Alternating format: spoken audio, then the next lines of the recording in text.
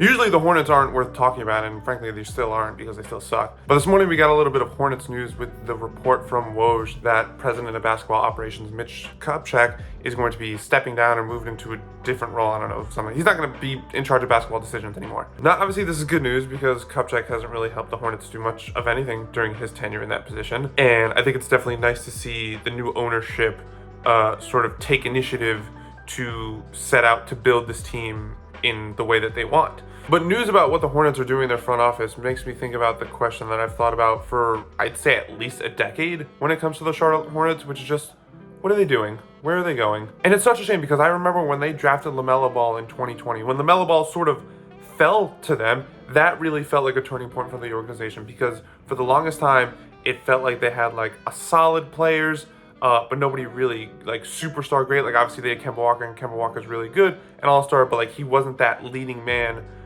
that was capable of getting them into the playoffs. I think they made the playoffs twice with Kemba. So LaMelo Ball really felt like that franchise caliber star who you could really build around. And since then, the Hornets just haven't really done anything to capitalize on that draft pick. I think they made the play-in tournament in 2021 and got properly spanked by Indiana. And then other than that, they just haven't done much. Some of that is because of injuries to LaMelo Ball. Like he was missed most of last year. He's missed a good chunk of this season. I always say this with young teams. It's not necessarily about winning games, it's more about having a direction. It's about being able to sort of see the plan in place, being able to see the potential for growth or something down the line.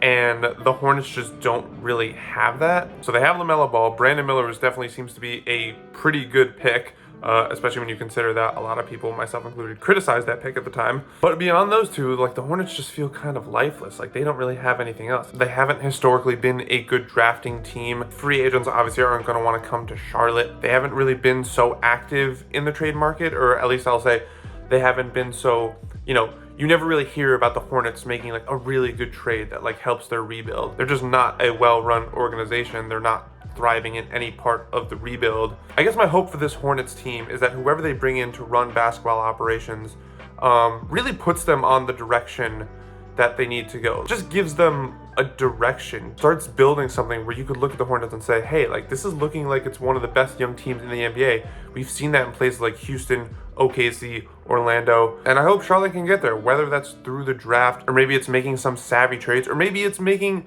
an unexpected, not really all-in trade, sort of a, hey, we're not going to get any guys on free agents, so let's swing for the fences and trade for a guy. And I guess a lot of my optimism surrounding whether or not they could do that will largely be determined on who they hire. So I guess we'll just have to wait and see on that.